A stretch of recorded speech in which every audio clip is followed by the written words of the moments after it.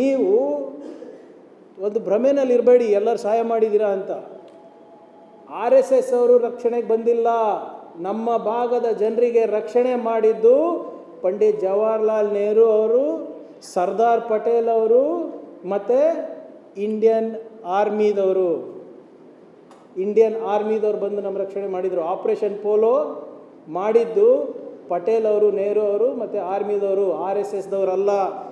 ನಮ್ಮ ಕಲಬುರ್ಗಿನಲ್ಲಿ RSS ಯಾವುದಾದ್ರೂ ಒಬ್ಬ ಪ್ರಚಾರಕಂದು ಸ್ಟ್ಯಾಚ್ಯೂ ಅದ ಏನಿಲ್ಲ, ಯಾರ್ದಿರೋದು ಸ್ಟ್ಯಾಚ್ಯೂ ಇಲ್ಲಿ ಚೌಕ್ ಬಲ್ಲಿ, ಕಾಮತ್ ಹೋಟೆಲ್ ಬಲ್ಲಿ, ಸಾರಿ ನಿಮ್ಮ ಇದ್ರ ಹೋಟೆಲ್ ಬಲ್ಲಿ, ಜಗತ್ ತಿಮ್ಮಾಪುರಿ ಬಲ್ಲಿ ಯಾರ್ದಿದೆ?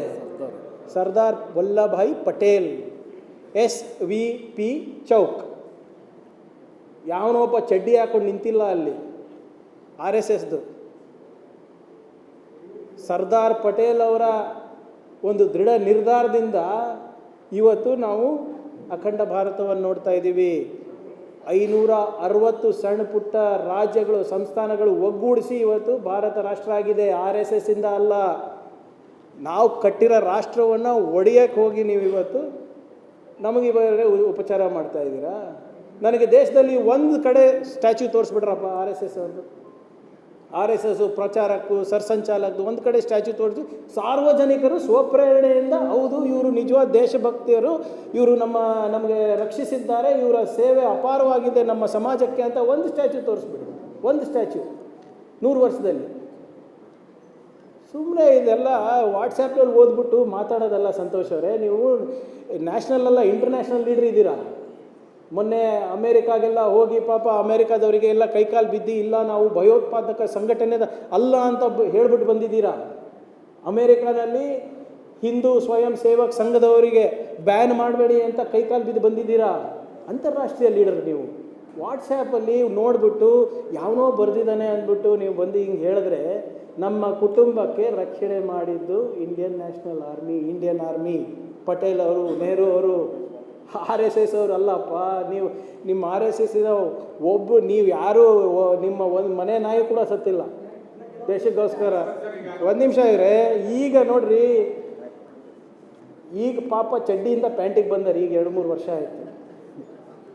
ಅವ್ರ ಹತ್ರ ಕಲಿಬೇಕೇನು ನಾವು?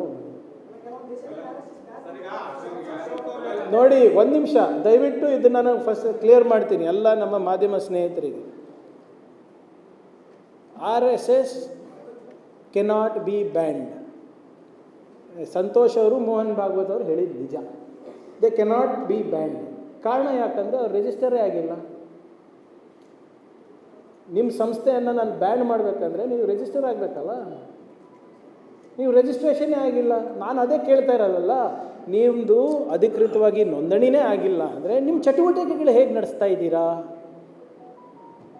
ಕುಲಕರ್ಣಿ ಅವರೇ, ನೀವು ಕಟ್ತಿರಲ್ಲ ತೆರಿಗೆ, ನಿಮ್ಮ ತೆರಿಗೆ ಮೋಹನ್ ಭಾಗವತ್ ಅವರ ಅಡ್ವಾನ್ಸ್ ಸೆಕ್ಯೂರಿಟಿ ಲಯಸನಿಗೆ ಹೋಗುತ್ತೆ ಗೊತ್ತಾ? ಆ ಅಡ್ವಾನ್ಸ್ ಸೆಕ್ಯೂರಿಟಿ ಲಯಸನ್ ರಕ್ಷಣೆ ಯಾರಿಗಿದೆ ಗೊತ್ತಾ? Ministry of external affairs, home minister of India, prime minister of India. ಅದು ಮೋಹನ್ ಭಾಗವತ್ ಅವರಿಗಿರೋದು, ನಿಮ್ಮ ತೆರಿಗೆ ಇಂದ ಹೋಗ್ತಾ ಇರೋದು. ಸೊ ನಾನು ಕೇಳ್ತಾ ಇರೋದು, ನಮ್ಮ ಕಲಬುರಗಿ ಜನರ ತೆರಿಗೆ ಇವತ್ತು ಮೋಹನ್ ಭಾಗವತ್ ಅವರ ಸೆಕ್ಯೂರಿಟಿಗೆ ಯೂಸ್ ಮಾಡ್ತಾ ಇದ್ದೀರಾ? ಯಾವ ಮಾನದಂಡದಲ್ಲಿ ಯೂಸ್ ಮಾಡ್ತಾ ಇದ್ದೀರಾ? ಯಾಕೆ ಮಾಡ್ತಾ ಇದ್ದೀರಾ ಹೇಳಿ ಸ್ವಾಮಿ? ಕರ್ನಾಟಕ ಪೊಲೀಸ್ 20 ಲಕ್ಷ ಜನ ಈ ಸಂಘಟನೆದವರಿಗೆ ಭದ್ರತೆಯನ್ನು ಕೊಡ್ತಾರೆ. ಅವರು ಪಥಸಂಚಲನ ಮಾಡಬೇಕಾದಾಗ ಪರ್ಮಿಷನ್ ತಗೊಳ್ಳಿ ಸ್ವಾಮಿ. ನೀವು ಯಾರು ಸ್ವಾಮಿ ನಮಗೆ ಗೊತ್ತಾಗಬೇಕಲ್ಲ ಅಂತ ಅಷ್ಟೇ ಕೇಳ್ತಾ ಇರೋದು. ಸರಿನಾ ಇಲ್ಲ ನೀವೇ ಹೇಳಿ.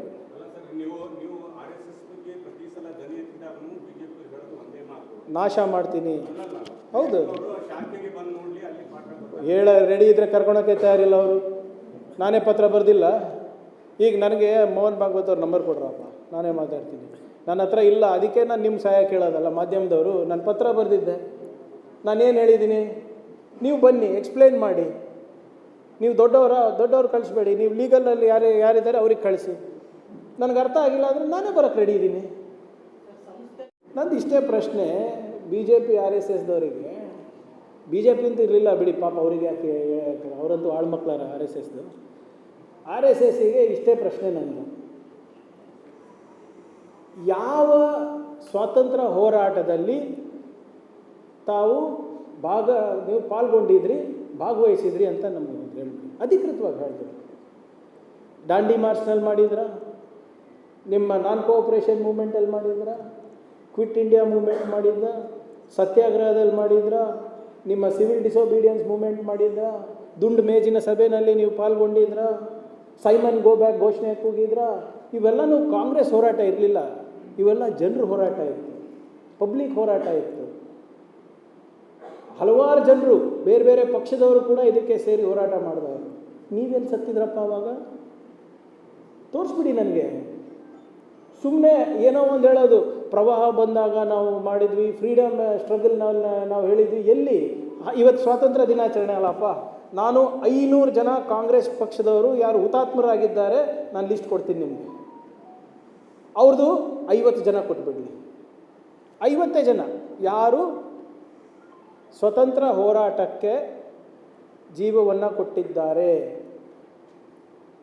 ಅವರ ಅತಿ ದೊಡ್ಡ ಲೀಡರ್, ಅವರ ಪ್ರೇರಣೆ ಸಾವರ್ಕರ್.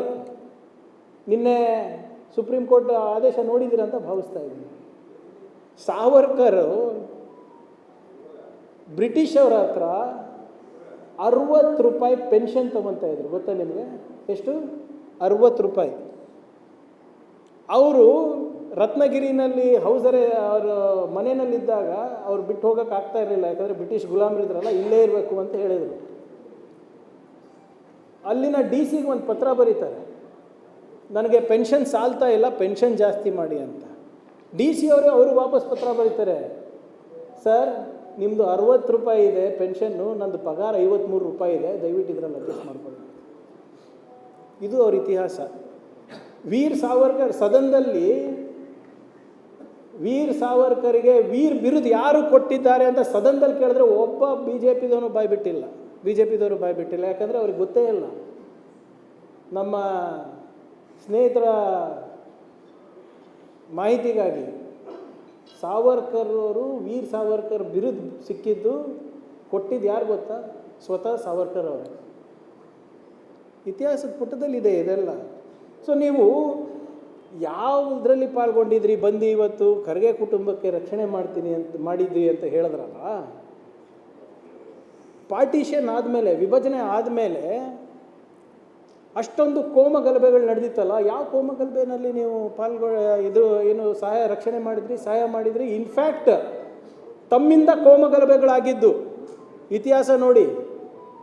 ಯಾವಾಗ ನಿಮ್ಮ RSS ಶಿಷ್ಯ ಗೋಡ್ಸೆ, ನಾಥೂರಾಮ್ ಗೋಡ್ಸೆ, ಸಾವರ್ಕರಿನ ಶಿಷ್ಯ, RSS ಐಡಿಯಾಲಜಿಯಿಂದ ಪ್ರೇರಿತರಾಗಿ ಗಾಂಧೀಜಿಯವರಿಗೆ ಗುಂಡೇಟ್ ಹಾಕ್ಮೇಲೆ ಕಲ್ಕತ್ತಾನಲ್ಲಿ ರೈಟ್ಸ್ ಆಯಿತು, ಡೆಲ್ಲಿನಲ್ಲಿ ರೈಟ್ಸ್ ಆಯಿತು. ನೀವು ಕೋಮಗಲಭೆಗಳನ್ನು ಸೃಷ್ಟಿ ಮಾಡುವಂಥ ಸಂಘಟನೆ ಹೊರತು ಕೋಮಗಲಭೆಗಳಾದಾಗ ಬಂದು ರಕ್ಷಣೆ ಮಾಡುವಂಥ ಸಂಸ್ಥೆ ಅಲ್ಲ. ನೀವು ಹೇಳ್ತೀರಲ್ಲಪ್ಪ, ನಮ್ಮ ಕುಟುಂಬಕ್ಕೆ ರಜಾಕರ್ ವಿರುದ್ಧ ಎಲ್ಲ ನೀವು ಮಾಡಿದ್ರಂತ, ದಯವಿಟ್ಟು ಕ್ಷಮಿಸಬೇಕು ಸ್ವಾಮಿ. ನಿಮ್ಮಷ್ಟು ದೇಶದ್ರೋಹಿ ಆರ್ಗನೈಸೇಷನ್ ಯಾರಿಲ್ಲ. ಸುಭಾಷ್ ಚಂದ್ರ ಬೋಸ್ ಅವರು ಇಂಡಿಯನ್ ನ್ಯಾಷನಲ್ ಆರ್ಮಿ ಕಟ್ಟಬೇಕಾದಾಗ, ಅದಕ್ಕೆ ಸೈನಿಕರನ್ನು ಹುಡುಕಾಟ ಮಾಡಬೇಕಾದಾಗ, ರಿಕ್ರೂಟ್ಮೆಂಟ್ ಮಾಡಬೇಕಾದಾಗ, ಇದೇ ನಿಮ್ಮ ಸಾವರ್ಕರ್ ಅವರು ಬೋಸ್ ಅವರ ಇಂಡಿಯನ್ ನ್ಯಾಷನಲ್ ಆರ್ಮಿ ಸೇರಬೇಡಿ, ನೀವು ಬ್ರಿಟಿಷ್ ಆರ್ಮಿ ಸೇರಿ ಅಂದ್ಬಿಟ್ಟು ಕರೆ ಕೊಟ್ಟಿದ್ದು ಸಾವರ್ಕರ್ ಅವರು. ನೀವು ರಕ್ಷಣೆ ಮಾಡ್ತೀರಾ? ನನ್ನ ಸಂತೋಷ್ ಹೆಗಡೆ ಅವ್ರಿಗೆ ಕೇಳಕ್ಕೆ ಬಿ ಎಲ್ ಸಂತೋಷ್ ಅವ್ರಿಗೆ ಕೇಳಿದೆ, ಆಪರೇಷನ್ ಪೋಲೋ ಯಾರು RSS ಅವ್ರು ಮಾಡಿದ್ದ? ಆಪರೇಷನ್ ಪೋಲೋ ಯಾರು ಮಾಡಿದ್ದು? ಏನದು ಆಪರೇಷನ್ ಪೋಲೋ? ನಾವು ಇಲ್ಲಿ ಹೈದರಾಬಾದ್ ಕರ್ನಾಟಕ ವಿಮೋಚನಾ ದಿನ ಅಂತ ಆಚರಿಸ್ತಾ ಇದ್ದೀವಿ. ಮುಂಚೆ ಹೈದರಾಬಾದ್ ಲಿಬರೇಷನ್ ಡೇ ಅಂತ ಅವರು ಆಚರಿಸ್ತಾರೆ. RSS ಅವ್ರು ಕೊಟ್ಟಿದ್ದ ಅದು? ಹೌದು, ನಮ್ಮ ಕುಟುಂಬ ಕೋಮಗಲಭೆಗಳ ವಿಕ್ಟಿಮ್ಸ್ ಆಗಿದ್ವಿ. ಅಲ್ಲಿಂದ ಇಲ್ಲಿ ಓಡೋ ಪರಿಸ್ಥಿತಿ ಬಂದಿತ್ತು. ಅವಾಗ ಯಾವುದು ಸರ್ಕಾರ ಇರಲಿಲ್ಲ, ಏನಿಲ್ಲ. ನೀವೇನು ಮಾಡಿದ್ರಿ? ಈಗ ಬಿಲ್ ಬಗ್ಗೆ ಯಾಕೆ ಅಷ್ಟು ಹೆದರ್ತಾ ಇದ್ದಾರೆ BJPಯವರು? ಬಿಲ್ ನೋಡಿದಾರ ಅವರು?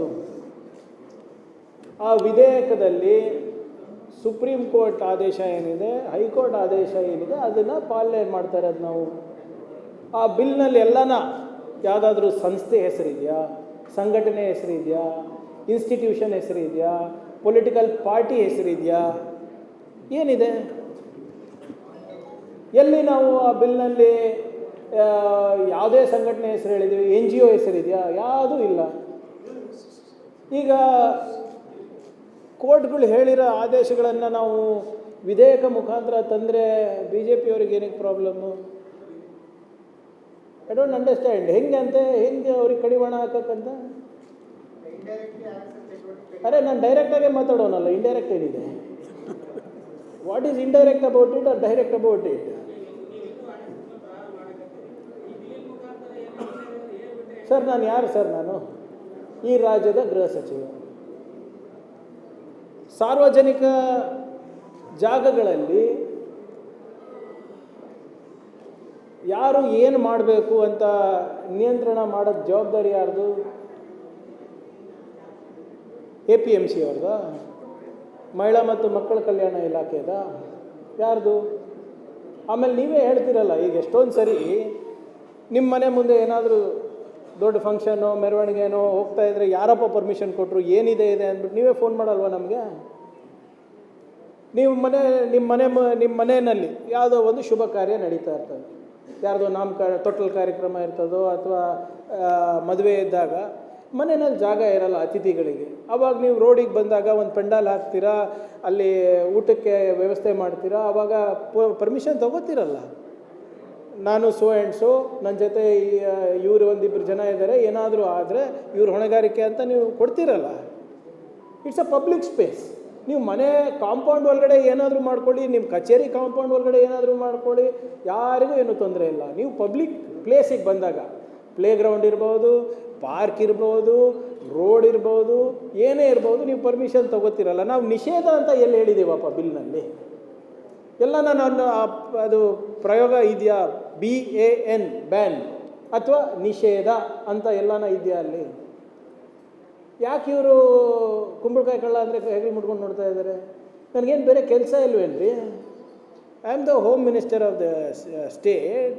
ಸುಪ್ರೀಂ ಕೋರ್ಟ್ನಲ್ಲಿ ಕೆಲವು ಆದೇಶ ಇದೆ, ಹೈಕೋರ್ಟ್ ಅವರು ಒಂದು ಕೆಲವು ಆದೇಶ ನೀಡಿದ್ದಾರೆ, ಅದನ್ನು ಪಾಲನೆ ಮಾಡ್ತಾ ಇದ್ದೀನಿ ಅಷ್ಟೇ.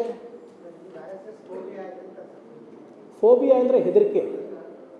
ನನಗೆ ಹೆದರಿಕೆ ಇದೆ ಅನಿಸುತ್ತಾ? ಅವ್ರಿಗೆ ಪ್ರಿಯಾಂಕ್ ಫೋಬಿಯಾ ಇದೆ, ನನಗಲ್ಲ. Does it look like I am afraid of them? Phobia ಅಂದರೆ ಫಿಯರ್ ಆಫ್ ಸಮಥಿಂಗ್. ನನಗೇನು ಹೆದರಿಕೆ? ಅವ್ರೇನು ಹೂ ಆರ್ ದೇ? ನಿಮಗೂ ನಾನು ಅದೇ ತಿಳ್ಕೊಳಕ್ಕೆ ಪ್ರಯತ್ನ ಮಾಡ್ತಾಯಿದ್ದೀನಿ ರೀ. Who are they?